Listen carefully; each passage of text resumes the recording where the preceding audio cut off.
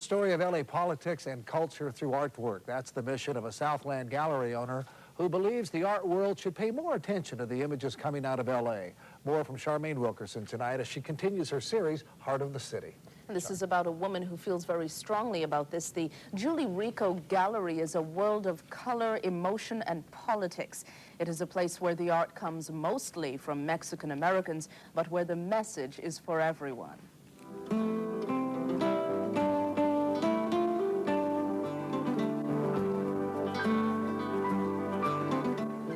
The themes range from honoring family, in this exhibit by Huerta, to reflecting the politics of violence, in this display by Sandow Birk.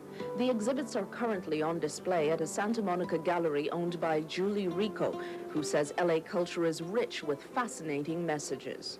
My husband's a painter, and because I had encouraged him for years and years as an artist, and I saw how tough it was for him when I moved to LA from Detroit, I decided to get involved with the art world. In the current exhibit, Sandow Birk portrays recent Los Angeles events like the declared gang truce between the Bloods and the Crips and last year's riots. He fashions the images after well-known classic paintings, one of a wartime surrender, the other of the French Revolution.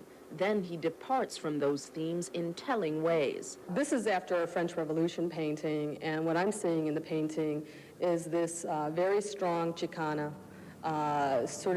she's just holding a sign, says no justice, no peace, trying to lead the people out of this unjust world.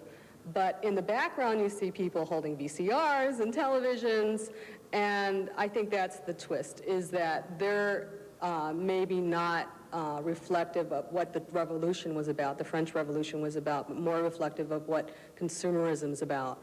Artist Huerta's first exhibit portrays family members in East LA and others who supported his artistic drive. Huerta imitates the traditional Mexican retablo style, oil paintings on sheets of tin that show the subjects in an almost religious light. That's a clear element in the work, is that this sort of idealization of the individual, this godlike image of the individual. You might not expect to see the Julie Rico Gallery where it is, on trendy Main Street in Santa Monica. I get a lot of, little ribbing about it. Why aren't you in East LA, and why aren't you staying in the barrio?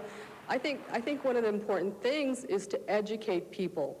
I think that's what art is about. And it would be difficult. It's important that the people in East LA, see this reflective culture there. And there's a lot of organizations that are there, like Self-Help Graphics, that have been there for years that are doing that.